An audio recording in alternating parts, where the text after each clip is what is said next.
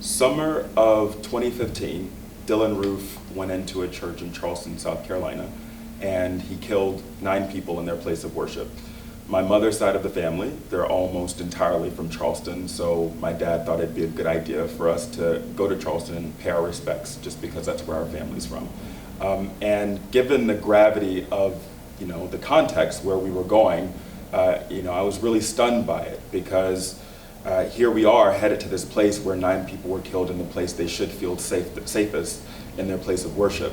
And at the same time, there were a ton of church burnings happening in the South, so it felt a lot like what I'd read about in the history books, not really my own coming of age. The question that I asked my dad was, how are we here?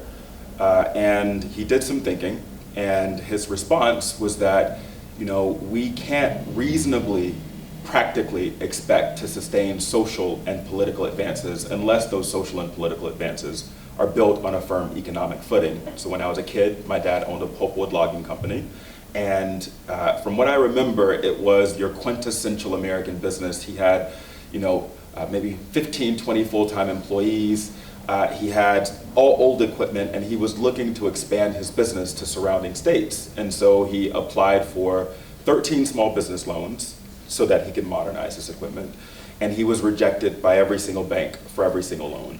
And his hypothesis was that it didn't have anything to do with the merit of his business, but instead the color of his skin.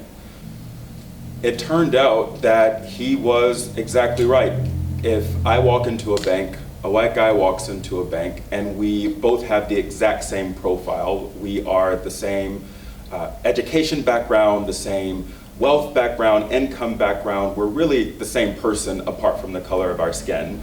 I am 2.7 times more likely to be rejected for a loan. And in the event that I get the loan, I'm going to pay 1.8% more in interest. And this is true across all forms of financing. And one of the more stunning findings was that it's not just true for people of color, but it's also true for women to a lesser extent. And so really the root cause behind this is that when Sally goes into a bank and she's sitting across the table from the loan officer is evaluating her own paper, and he says, well, you look great on paper, Sally, but I don't know if you have what it takes to really make this business a going concern. And so he rejects her as a result of it.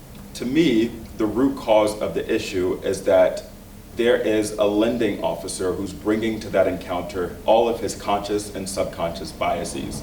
And it's leading him to make decisions that are not in the interest of the bank, that are not in the interest of the prospective borrower, and quite frankly leads to pretty challenging outcomes at a macro level.